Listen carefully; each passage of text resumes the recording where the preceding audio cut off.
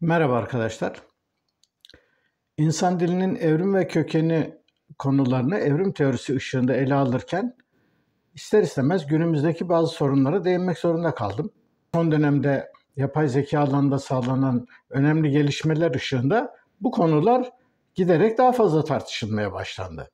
Yani yapay zekanın insanların yerini alacağı, insan beyninin yapabileceği bütün işleri yapay zeka ile çalışan robotların yani bilgisayarlarla çalışan makinaların ya da siborgların yani işte insan bedenini bilgisayarlarla bütünleştiren işte varsayımsal yaratıkların insanın yerini alacağına ilişkin çok sayıda tartışma var. İster istemez bu konulara girmek zorunda kaldık. Çünkü sonuçta insan dilinin evrimini, insan dilinin kökenini ve gelişmesini açıklayabilmek için insan dilinden ne anladığımızın iyice netleşmesi gerekiyordu.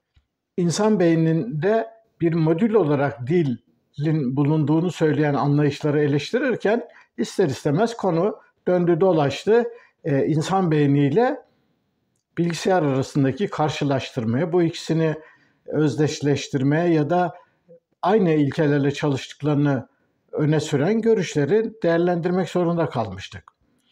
Şimdi bu videoda bu konuya biraz daha devam edeceğim.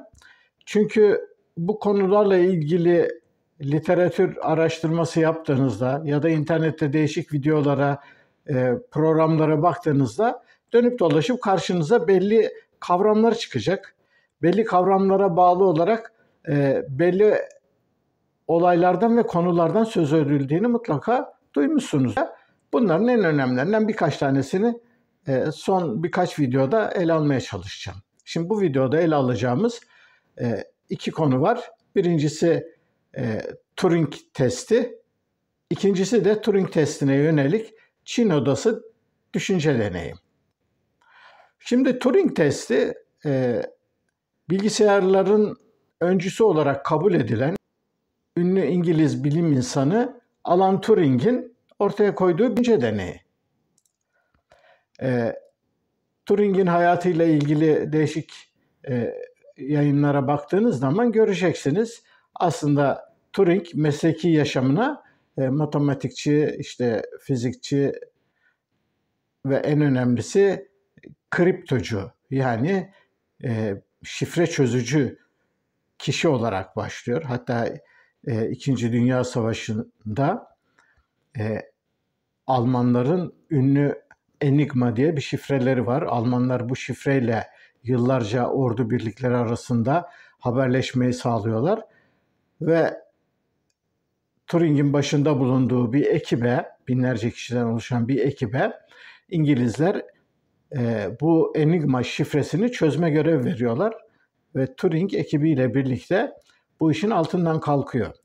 Yani Turing bu konularda gerçekten yetkin ve parlak bir düşünce insanı. Konuyu dağıtmadan devam edeyim. Turing'in taklit oyunu adını verdiği düşünce deneyi tasarlamasına neden olan olay o dönemde de tartışılan makineler düşünebilir mi? Şimdi makinelerin düşünüp düşünemeyeceği konusu aslında yüzlerce yıldır yani Turing'den çok daha önce belki binlerce yıldır insanların belli otomatlar, belli makineler geliştirdikten sonra gündeme gelen bir konu. 17. yüzyılda yaşamış Descartes'in bile ilgisini çeken bir konu. Çünkü bazı yazılarında makinelerin insan gibi davranabileceğini, onlara verilen uyarılara insanlardaki gibi tepkiler verebileceklerini falan söz ettikten sonra fakat bunların bir noktadan sonra makinelerin insanı taklit etmesinin sona ereceğini, makinelerin insan gibi konuşup tepki veremeyeceğini söylüyor Descartes. Yani diyor ki bir makinayı uygun bir şekilde tasarladığınızda işte dokunduğunuzda acı sesi verebilir ya gülebilir ya da bir takım istediğiniz davranışları yapabilir ama bulunduğu doğal bir ortamda sıradan bir insanın yapabileceği bir değerlendirmeyi, bir şakayı, bir yorumu makine yapamaz. Kısacası Descartes makinaların düşünemeyeceklerini, sadece belli insan becerilerini taklit edebileceklerini söylüyor. Bu konu daha sonra Turing'in de ilgisini çektiği için makinaların düşünüp düşünemeyeceği konusunu felsefi kısır tartışmalardan kurtaracak pratik bir deney tasarlıyor. Buna taklit oyunu adı veriyor. Bu deneyi açıkladığı yazısı 1950 yılında bir dergide yayınlanıyor. Ben tabii bu deneyi nasıl tasarladığını, bu deneyin ilk sunulduğu biçimini, ayrıntılarına girmeyeceğim. Yani Turing testi tarihi ya da Turing testi nedir diye yazıp internette araştırma yaptığınızda konunun ayrıntılarına kolaylıkla ulaşabilirsiniz. Turing'in tasarladığı testte bir odada sorgucu bulunuyor. Bu sorgucunun yanında 2 oda daha var. Bu odalardan birisinde bir bilgisayar, birisinde bir insan var. Tabii orijinal deneyde Turing 2 odada bir kadın ve bir erkek bulunduruyor.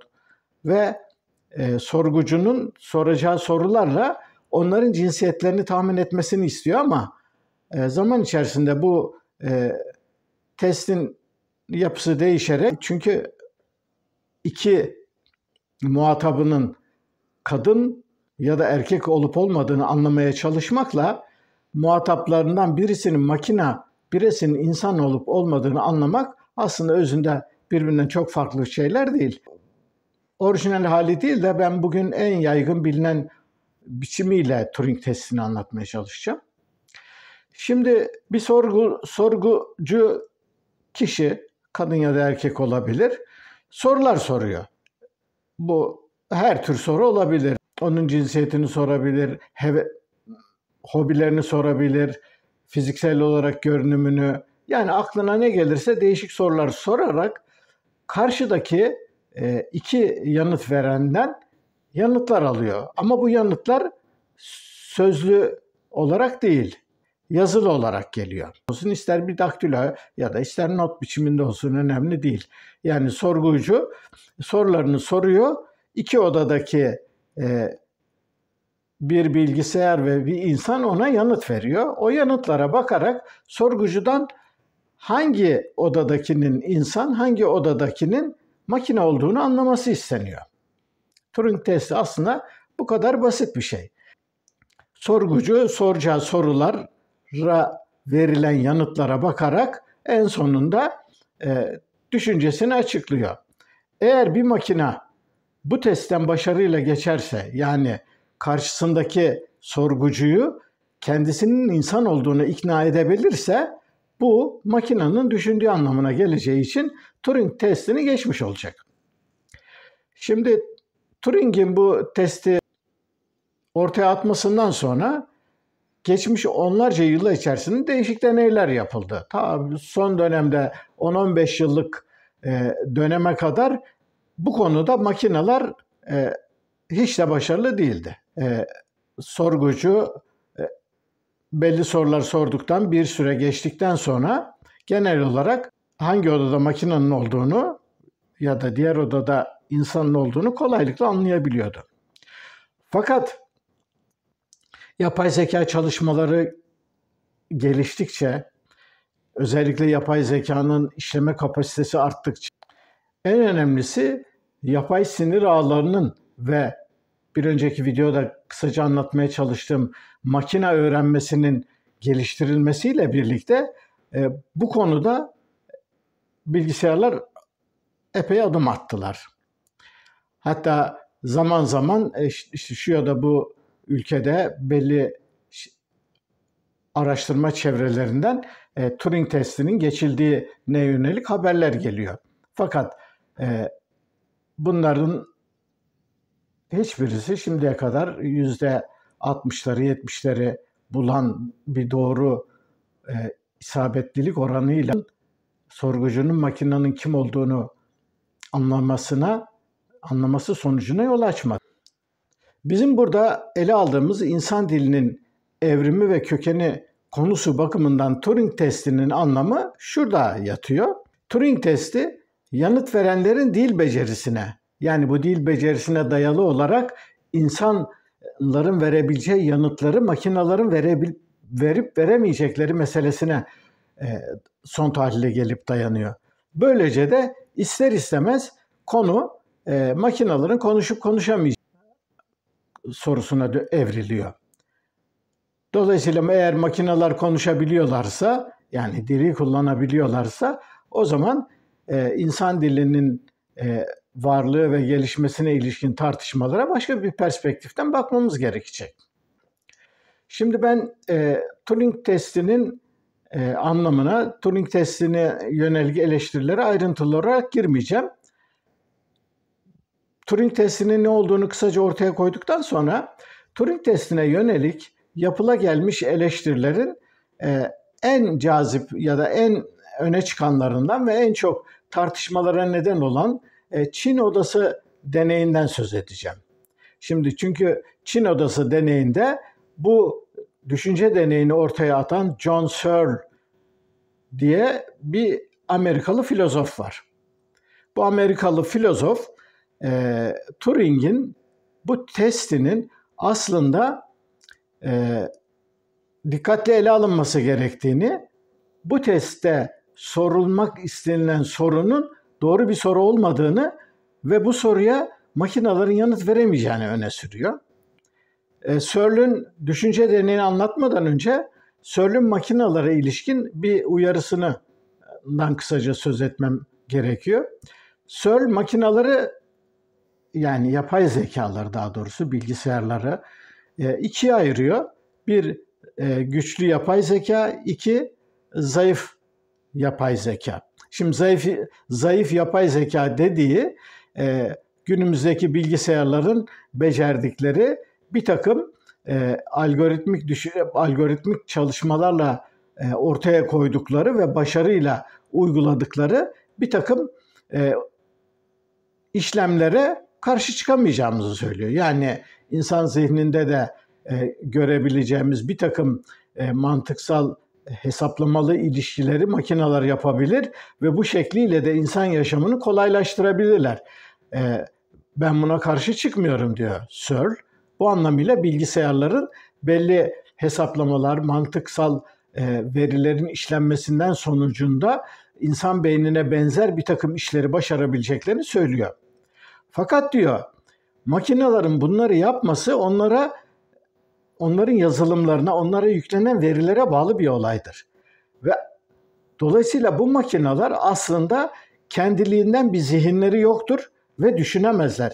Düşünemedikleri için bugün yapay zeka savunucuların öne sürdükleri gibi insan beyniyle yapay zekanın birebir aynı ilkelerle çalıştığını ve yapay zeka, yani bilgisayarların da insan gibi düşünecek noktaya gelebileceklerini söylemek doğru değildir. Makineler bunu yapamaz. Bu ikinci tür makinalara, yani ikinci tür bilgisayarlara, yapay zekalara güçlü yapay zeka adını veriyor ve benim diyor düşünce deneyim zayıf yapay zekaya karşı değil, güçlü yapay zekanın olamayacağına yönelik bir eleştiri içerir diyor. Şimdi bu ayrımı yaptıktan sonra Searle'ün düşünce deneyine gelelim. Aslında Searle'ün düşünce deneyi Turing testine verilmiş bir yanıt gibi. Searle şöyle bir şey söylüyor. Ben diyor Çince'yi bilmiyorum. Yani Çince'yi bilmediğim gibi Çin yazısını da bilmiyorum. Hatta o kadar ki Çin yazısıyla Japonya'da işte Kore yazılarının birbirlerinden ayırt edecek kadar bile bir bilgim yok. Bu konuda sıfır deneyim ve bilgim var. Şimdi benim bir odada olduğumu düşünelim diyor. Bu odada raflarda dizilmiş sayısız kart var. Artı bu kartların yanı sıra bir kurallar kitabı var. Bu kurallar kitabı işte ister kendisi İngilizce konuştuğu için İngilizce olarak ya da biz kendimiz işte Türkçe olarak düşünelim. Şimdi bu kurallar kitabında Çince karakterlerin birebir karşılıkları var. Yani her karakterin karşılığında İngilizce'de ya da Türkçe'de ne söyleyeceğimiz belli. Artı söylenebilecek her şeyin birebir çevirisini yapabilecek kurallar bütünü de elimizde var. Şimdi bu durumda dışarıdan bize bir kağıt geliyor. Bu kağıdı alıyoruz. Biz Çince bilmiyoruz. Yazılan ne yazıldığını da hiçbir şekilde bilmiyoruz. Bakıyoruz ama kurallar kitabını açıyoruz. Kurallar kitabındaki talimat ve yönergeleri adım adım izleyerek oradaki soru işaretinden bize bir soru sorulduğunu ve bu soruya şöyle bir yanıt vermemiz gerektiğini belirleyebilecek bir biçimde yanıtımızı hazırlıyoruz ve odanın dışına yanıtı gönderiyoruz. Tabii gene Çin karakterleriyle ve Çince yazılmış olarak. Şimdi dışarıdakiler sordukları soruya birebir Çince karakterlerle verilmiş anlamlı cümlelerden oluşan bir yanıt olduğunu görüyorlar. Ve şöyle düşünüyorlar, odanın içinde Çince'den anlayan, Çince konuşan birisi var. Oysa ki içeride Çince anlayan birisi yok. Sadece ben, yani işte içerideki kişi kendisine verilmiş kurallar kitabına ve bu kurallar kitabının ortaya koyduğu yönerge ve talimatlara uyarak ona bir yanıt vermiş oluyorum. Buradan hareketle Searle şunu diyor, ben tek bir kelime Çince bilmediğim ve anlamadığım halde Çince iletişimi bu yönergeler sayesinde kurallar kitabına dayanarak bu yönergeler sayesinde yanıtlar verebilirim ve dışarıdaki kişiyle gayet mantıklı ve sağlıklı bir iletişim kurabilirim. Onlar benim Çince bildiğimi düşünecekler. Oysa ki benim Çince ile ilgili ne bir bilgim ne de bir deneyimim var. Yani toparlarsam Searle bu düşünce deneyi vasıtasıyla şunu anlatmaya çalışıyor. Diyor ki bilgisayarlar kendilerine yüklenen veriler ışığında bunları işleyerek belirli çıktılar üretebilirler. Bu çıktılar belli konularda işe yarayabilir. Fakat buradan hareketle bir bilgisayarın, yani bir makinenin, bir yapay zekanın düşündüğünü, konuştuğunu, yani onun bir zihninin olduğu sonucunu çıkaramayız. Neden çıkaramayız? Çünkü yapay zeka sonuçta mekanik bir alettir. Transistörlerden, işte diyotlardan, rölelerden bir takım fiziksel donanım parçalarından oluşturulmuş bir makinedir. Ve dolayısıyla bu makine kendisine sunulan yazılım çerçevesinde bu yazılıma uygun olarak yanıtları üretir. Yani buna söz dizim, yani sentaktik bir beceri diyebiliriz. Bilgisayarlar sentaktik, yani söz dizimsel bir beceri sağlayarak dışarıyla, kendileriyle iletişim kurmak isteyen kişilerle belli noktalara kadar iletişim kurabilirler. Fakat insan konuşması yalnızca söz diziminden, yani sentakstan oluşmuyor. Bir de esas olarak semantik, yani anlam bilimsel boyut var. Dolayısıyla insan zihni esas olarak konuşmayı anlamsal düzeyde yürütür. Yani belli sembollere, simgelere anlamlar atfederek bu anlamları zihin kavrayarak karşısındakiyle konuşmasını, yani dili kullanma ve iletişimi sağlayabilir. Bu nedenle konuşma ve ona doğal olarak da düşünme dediğimiz olay yalnızca biyolojik bir bütün olarak insan beyninin yapabileceği bir iştir. İnsan beyninin yapabileceği bir iş olmasının nedeni de zihnin sadece organik beynin üretebileceği bir sonuç olmasıdır. Sonuç olarak insanlar düşünebilir, konuşabilir, anlayabilir. Çünkü dilin semantik boyutunu işleme insanın bir özelliğidir.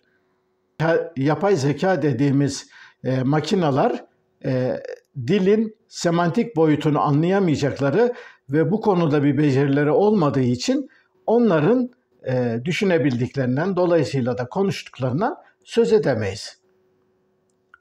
Sonuç olarak Searle bilgisayarların işe yarayabileceğini, belli alanlarda çok başarılı işlere imza atabileceklerini, işte günümüzde gördüğümüz yapay zeka uygulamaları ve bunların başarılı sonuçlarını, bunlara karşı çıkmadan bütün bunları zayıf yapay zeka uygulamaları ve zayıf yapay zeka kavramı içerisine ele alıyor. Ama buna karşılık güçlü yapay zeka dediğimiz, yani bilgisayarların, yapay zekanın, bilgisayarla çalışan işletim sistemlerinin bir zihin üretemeyeceklerini, bunların bilincinden söz edilemeyeceğini, bilinçten söz edilemediği için de yapay zekanın bildiğimiz anlamda bir konuşma sergileyerek bir bilinç ortaya koyamayacağını söylüyor. Böylece makinelerin, yani bilgisayarların, yapay zekanın Turing testini geçmesinin mümkün olmadığını söylüyor. Çin Odası deneyinin kısa özeti ve sonucu budur. Şimdi dikkatinizi şuna çekmek istiyorum. Bir yanda makinelerin düşünebileceğini, onların tıpkı insan gibi durumları değerlendirip konuşabileceklerini ve bir takım şeyleri yapabileceklerini söyleyen bir görüş var. Bu Turing'in yolunu açtığı ve günümüzde yapay zeka savunucularının savundukları görüş.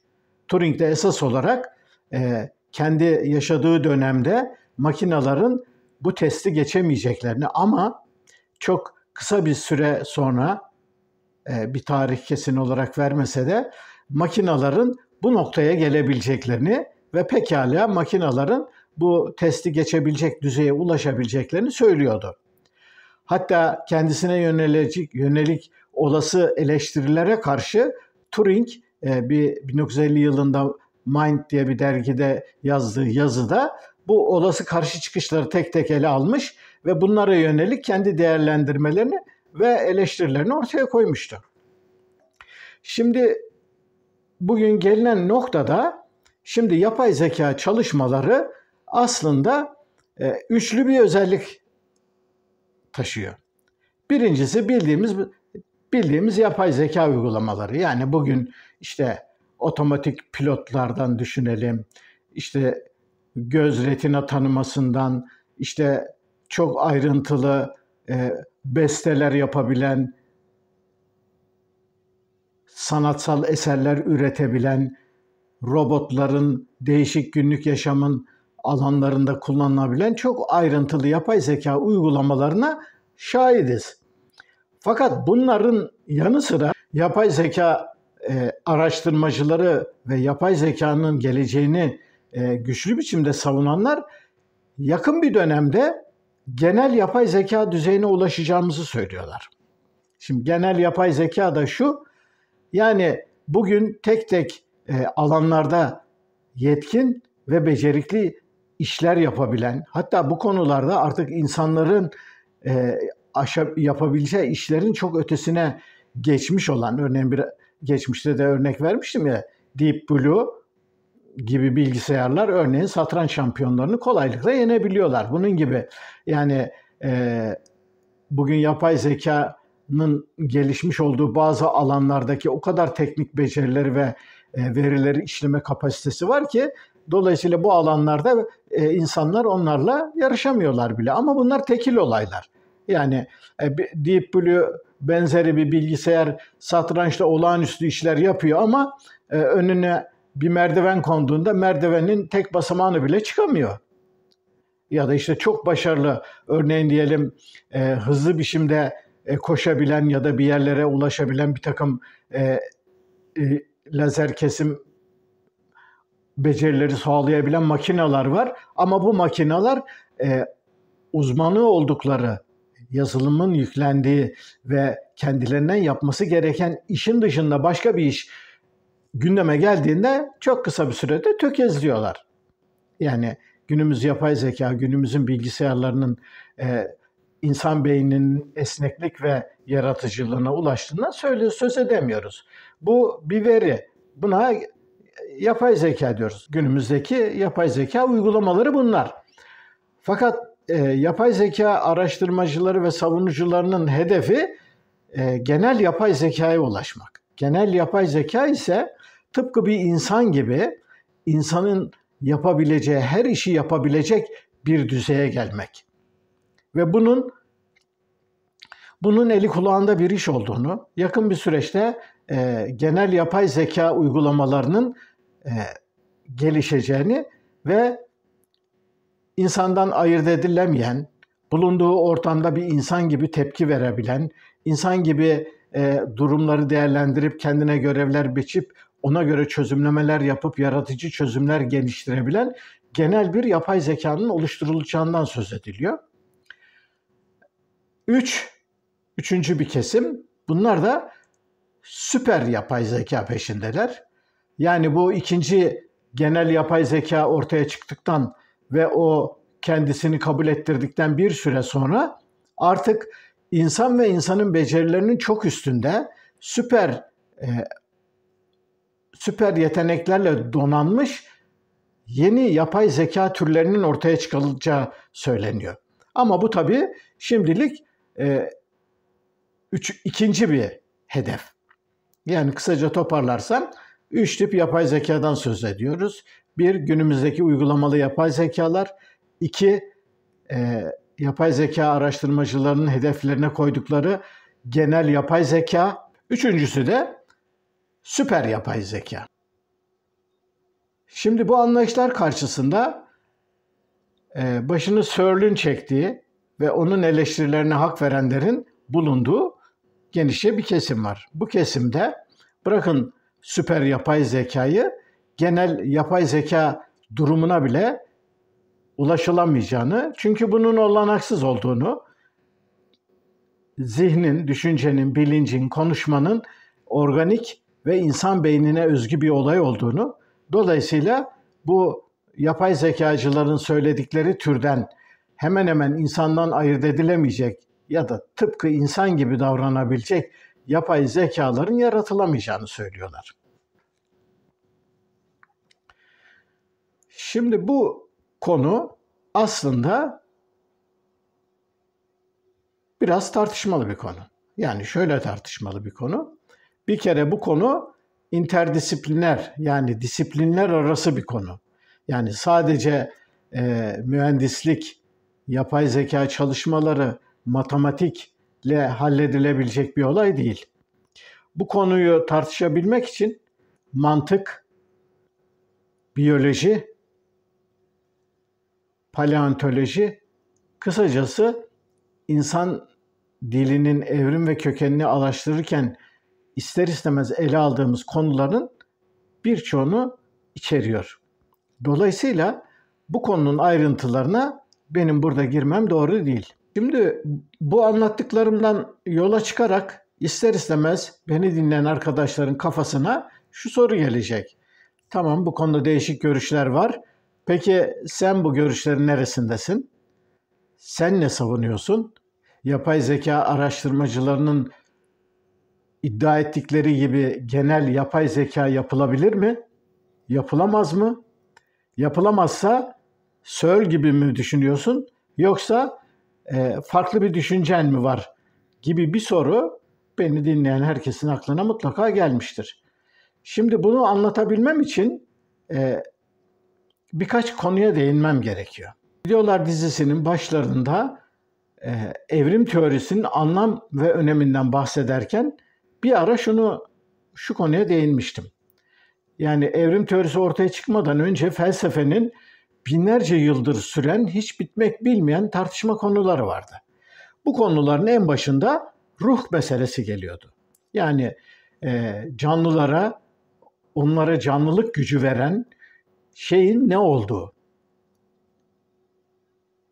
Ya da bir başka soru biçiminde dile getirirsek, cansız doğadan canlı doğanın, yani cansız maddeden canlıların türeyip türeyemeyeceği meselesi.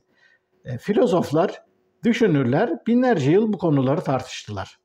Fakat daha sonra Darwin'in evrim teorisi ortaya çıktıktan sonra bu teorinin bu sorulara verdiği görkemli yanıttan sonra bu konuların aslında düşünce tarihinden, gündemden düşmesi gerekiyordu. Çünkü Darwin'in ortaya koyduğu ilkeler ışığında daha sonra yapılan çalışmalar şunu açıkça ortaya koydu. Yani cansız doğadan, sıradan maddelerden, doğadaki maddelerden organik, biyonik varlıkların oluşabilmesinin önünde hiçbir engel yok. Buna ilişkin değişik deneyler yapıldı. Fakat dünyanın başlangıç koşulları bir daha geri gelmemecesine kökten değiştiği için, yani ilk canlıların ne tür canlılar oldukları ve hangi ortamda ortaya çıktıklarını bilemediğimiz için ve bunu yenileme şansımız olmayacağı için bugün canlılığı tekrar kendimiz üretemiyoruz. Çünkü bunu üretmek için gerekli verilere sahip değiliz. Evrenin kendisinin olduğu gibi dünya da bir sürekli evrim içerisinde ve dünya üzerinde ilk canlılık ortaya çıktıktan ve belli mutasyonlar sonucunda bu canlılığın içerisinde oksijenli solumayı gerçekleştiren canlılar ağırlık kazandıktan sonra dünyanın atmosferi ve koşulları bunlarla birlikte değişti. Şimdi bu koşullar değiştiği için ilk başlangıç koşullarının ne olduğunu, ilk başlangıç koşullarında ortaya çıkan Luca denilen varsayımsal canlının nasıl ortaya çıktığını bilemediğimiz için bizim bu konuyu tekrar deneysel olarak kanıtlama olanağımız yok. Ama buradan hareketle şu sonuca da çıkamayız. Yani ruh denilen şey gerçektir. İşte adı sanı, nerede yaşadığı, ne yaptığı bilinemeyen bir yüce yaratıcı ol diyerek cansız maddeden bu kadar canlılığı oluşturmuştur falan, işte bildiğimiz yaratılışçı. Peki Darwin'in evrim teorisi bu kadar açık ve net bir biçimde canlıların nasıl ortaya çıktıklarını, ayrıntılarını koymasa da bunun ilkelerini ve farklı türlerin nasıl geliştiklerini başarıyla ortaya koymuş durumda. Kuşkusuz bu teori Darwin'in sağlığında bugünkü gibi bütünsel bir teori ve sorulan bütün sorulara yanıt veren bir özellik de değildi. Ama Darwin'in hazırladığı temel ve bu temeller üzerine diktiği sütunlar öylesine güçlüydü ki ondan sonra gelen bilim insanları bu sütunların üzerine canlılığın tarihine ilişkin görkemli bir evrim teorisi inşa ettiler. Şimdi bu evrim teorisi ışığında biz canlılığın kökenini, türlerin ortaya çıkmasını falan biliyoruz. Ama bunu bilmemiz felsefenin bu konuya uygun düşebilecek biçimde kendini gözden geçirmesini ve bildik bir takım tartışmalardan sıyrılmasını sağlamaya yetmedi. Yani günümüzde, yani Platon'un, Aristo'nun, Kant'ın, Hobbes'un, Hegel'in söyledikleri binlerce yıl önceki bir takım konular felsefede ve düşünce dünyasında hala sanki bir evrim teorisi ortaya çıkıp bu konularda yeni bir şeyler ortaya koymamış gibi tartışılmaya devam ediliyor. Şimdi aynı konu konuşma konusunda da var. Yani konuşma dediğimiz, yani insan dili, ona ayrılmaz bir biçimde bağlı olan düşünce yeteneği ve bunları ürettiği ya da bunların birlikte var olmalarını sağlayan zihin denilen, ki burada zihini ben tırnak içinde kullanıyorum, zihin denilen konu evrim teorisi ışığında açıklanmış olduğu halde, temeli açıklanmış olduğu halde, kuşkusuz ayrıntılarda hala birçok sıkıntı var. Ayrıntıların çoğunu bilemiyoruz. Yani o kadar bilemiyoruz ki örneğin bugün en basit bir hücrenin içerisindeki onlarca organelin nasıl geliştiklerini, ne yaptıklarını, bu organellerdeki yapıların nasıl geliştiklerini bunları da bilmiyoruz. Ama buna rağmen mekanizmaların temelini, nasıl olduklarını ya da nasıl olabileceklerine ilişkin sarsılmaz öngörülerimiz ve ayaklarımızı yere basacağımız temel ilkelerimiz var. Bu düşüncelerden kuşkumuz yok. Fakat bütün bunlara rağmen günümüzde zihin felsefesine bağlı olarak işte bilincin, dilin doğası ve bunlarla ilgili tartışmalar hızından hiçbir şey kaybetmiş değil. Zaten bu yapay zeka tartışmalarının bu kadar revaçta olması ve bu kadar gündemi işgal etmesinin bir nedeni de bu. Yani bugün değişik tartışma platformlarına ve değişik felsefi alanlarla ilgili konulara baktığınızda zihin felsefesiyle ilgili tartışma konularının günümüzde hala insanlara en cazip gelen ve sıkça tartışılan konular olduklarını görüyoruz. Şimdi insan dilinin doğası, insan dilinin düşünceyle ilişkisi ve makinelerin insan dili ve insan bilincinin benzerini ya da aynısını, hatta zaman içerisinde ondan daha gelişkinlerini yaratıp yaratamayacağı konusu ister istemez bizi gene evrim teorisine getiriyor. Yani biz eğer evrim teorisini iyi biliyorsak, evrim teorisinin ilkelerini içselleştirmişsek, somut bir takım konulara bu evrim teorisinin ilkelerini başarıyla uygulayabiliyorsak, zihin felsefesinin ortaya koyduğu bu zorlu sorunları da zorlanmadan yanıtlayabiliriz. Şimdi bundan sonraki videoda evrim teorisi ışığında makinelerin düşünüp düşünemeyeceklerini, dolayısıyla konuşup konuşamayacaklarını ele almak istiyorum. Fakat bu videonun da sonuna geldiğim için bu konuları daha fazla uzatmak istemiyorum. Beni dinlediğiniz için teşekkür ederim. Bir sonraki videoda görüşmek üzere. Hoşça kalın.